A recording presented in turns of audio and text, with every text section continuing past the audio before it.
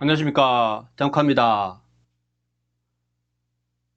오늘은 법인 매물 쏟아져 나온다 라는 주제로 영상을 촬영할까 합니다. 세금 폭탄 맞은 법인의 매물이 시장에 쏟아져 나올 것으로 예상되어집니다. 전국적으로 최근 집값이 두드러지게 상승한 곳은 어김없이 법인 매매가 집중되었던 곳입니다. 이번 연말 안으로 매각하지 않으면 엄청난 세금 폭탄을 맞을 것으로 보여 매물이 쏟아져 나와 집값이 하락할 수 있다는 예상입니다. 먼저 영상을 보시기 전 구독과 좋아요 부탁드립니다. 안녕하십니까, 장국합니다. 세금 폭탄 맞은 법인, 규제 직격탄을 연거푸 맞은 법인 명의의 아파트가 연말까지 부동산 시장에 쏟아질 전망입니다. 내년부터 법인세와 종합부동산세가 급증하기 때문입니다. 최근 법인 매수 증가세와 맞물려 집값 상승세가 두드러졌던 수도권과 지방도시의 조정이 불가피할 것으로 보여집니다. 15일 한국감정원에 따르면 올해 1월에서 5월 전국 18개 시군구에서 법인의 매매 거래가 전체 거래에서 차지하는 비율이 10%를 웃돈 것으로 집계되었습니다. 최근 집값 상승이 두드러진 곳일수록 법인의 매수 비중이 높았다는 것이죠. 집값 상승이 급하게 올라간 것은 법인 매수 비중이 높았다는 것입니다. 갭 투자가 성행하는 지역에선 어김없이 법인 투자 비율이 높아졌던 것입니다.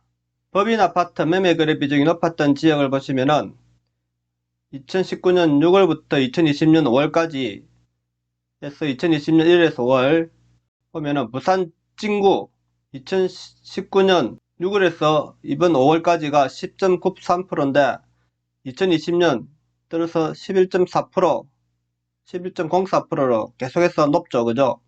그 다음에 인천 미추홀구도 상당히 높습니다. 인천 지역, 그 다음 울산 남구 10.17%, 경기 수원, 그 다음에 경기 의정부, 평택 오산, 경기 화성, 충북 청주 서원구 12%에서 13.43%, 충북 청주 청원구, 충북 충주 최근 집값이 다 급등한 지역입니다. 충남 천안 서북구, 전남 광양, 경남 창원 의창구, 경남 창원 성산구가 법인 매물이 높았던 지역입니다. 내년 종부세율을 6%, 연말 처분 데드라인이라는 것이죠. 정부는 6.17 대책과 7.10 대책에서 법인에 사실상 사망 선고를 했다는 것입니다. 다주택 법인의 세율을 6%로 통일하고 세부담 상한까지 없앴다는 것이죠. 가령 2주택을 소유한 법인의 합산 공시가격이 10억 원이라면 내년 부과되는 종부세액은 5,700만원이 됩니다. 엄청 높죠, 그죠? 법인의 2주택 이상, 2주택을 소유한 법인의 합산 공시가격이 10억 원이라면 종부세가 5,700만원까지 된다는 겁니다. 근데 이 금액은 합산 공시가격이 25억 원대인 서울 대치동 엄마아파트와 아현동 마포 레미안 프로지오 전용면적 84제곱미터를 각각 가진 2주택자보다 세액이 높다는 것이죠. 자, 그냥 일반 2주택자가 25억 원대의 2주택자가 가진 세액 4,900만원보다 훨씬 높다는 것입니다. 10억 원밖에 안 되는 법인이. 그러니까 엄청 높은 거죠. 법인이 그런데 뭐 많이 투자한 사람들은 그죠? 20억, 30억 될까요? 그럼 엄청 높은 거죠. 가표 구간별로 세율을 따지지 않고 최고 세율 6%를 단일 세율로 적용했기 때문입니다. 단일 세율. 무조건 6%를 떼는다 이겁니다. 가표 구간 없이 뭐 금액에 차츰 증가하는 가표 구간 없이. 공시가격 현실화가 반영되는 속도와 공정시장 가액 비율 폐지를 감안하면 보유할수록 세금 부담은 눈덩이처럼 커질 것이라는 것이죠. 계속 보유하고 있어도 세금이 계속 눈덩이처럼 커진다는 겁니다. 정부는 법인이 주택을 팔 때 치르는 법인세율도 올렸습니다. 팔 때 내는 법인세율도 올렸다는 것입니다. 이거 뭐 빠져나갈 구멍도 없고 이거 뭐 큰일 났습니다. 법인은 이제 종전의 가표에 따라 10에서 25%의 법인세에 대해 10%포인트를 가산했지만 이를 20포인트까지 인상하기로 했다는 것입니다. 종전에는 10에서 20%, 가표에 따라 10에서 25%인데 여기 10%를 올린 된 것에 비해 된 데 대해 더 올려 20%를 그러면 35%에서 45%가 된다 이거죠. 팔 때 그죠. 팔 때 내는 세율이 엄청났죠 그죠. 그럼 45%라는 거는 일반 상가매매 할 때하고 거의 같다는 겁니다. 상가매매 시. 인상되는 종부세를 감당하지 않으려면 올해 안에 모두 처분하라는 의미입니다. 그래서 연말까지 법인 투자자들의 매각 압력이 높아질 수밖에 없다는 것이죠. 법인 투매가 일어나면 연말까지 집값이 하락할 수 있다고 보여집니다. 취득세율과 양도세율 인상 등으로 일물건을 받을 갭 투자 수요는 많지 않을 것으로 보여집니다. 자, 이럴 때 갭 투자를 잡으면 안 됩니다. 자, 이렇게 법인 매물이 나올 때 고가의 나온 매물을 받아버리면 안 된다는 것이죠. 기다려야 된다는 거죠. 네, 올해 연말까지는 급등하게 올란 지역에서 나오는 매물을 잡지 말라는 것입니다. 지금 잡으면은 손해볼 수 있습니다.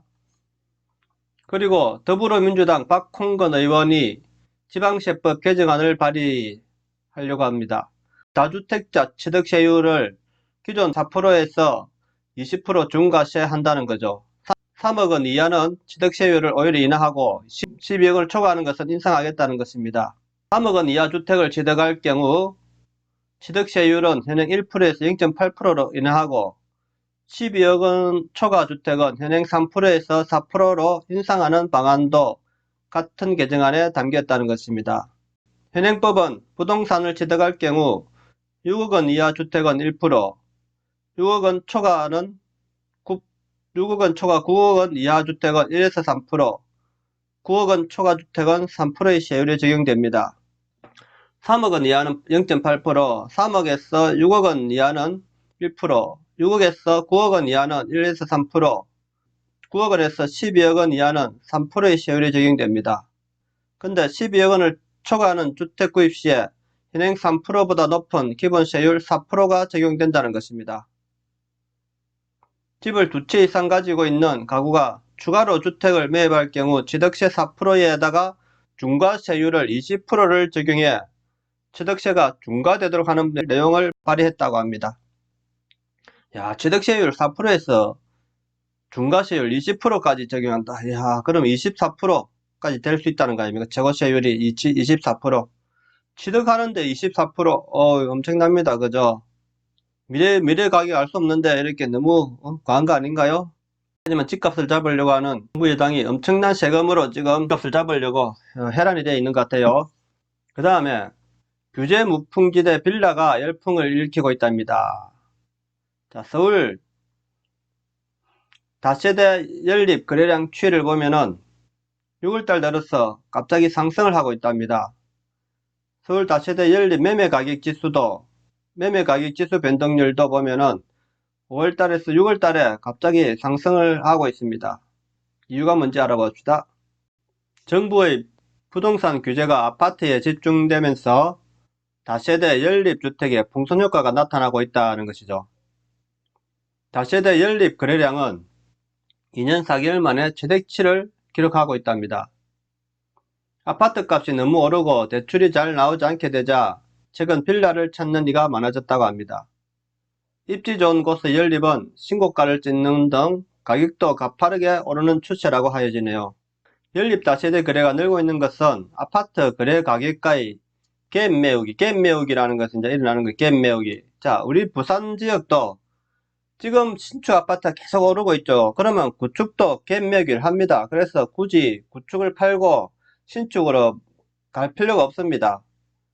물론 뭐 돈이 많으신 분, 자금이 충분한 사람들은 신축으로 가시면 되고 또 분양권을 사신 분들은 그저 가면 되지만은 굳이 내가 이 집을 팔고 신축으로 지금 옮기겠다, 분양을 안 받고 지금 올라 있는 집을 사가지고 내가 신축으로 가겠다는 거는 잘못하면은 손해볼 수가 있습니다. 구축도 좀 있으면은 갭 메우기로 만약에 지금 신축 가격이 내려오지 않는 한 구축이 나중에는 평균화를 내릴 것입니다. 하지만 부산에는 너무 지금 공급이 많기 때문에 신축도 계속해서 상승을 갈 수 있을지는 어렵습니다.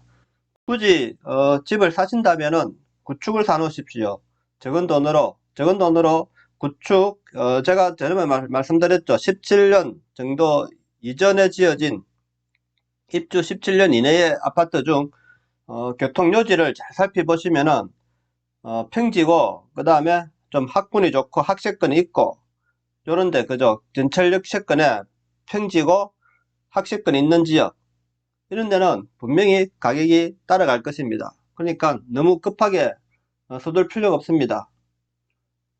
자, 분양을 못 기다리시는 분들은 구축을 사놔도 됩니다.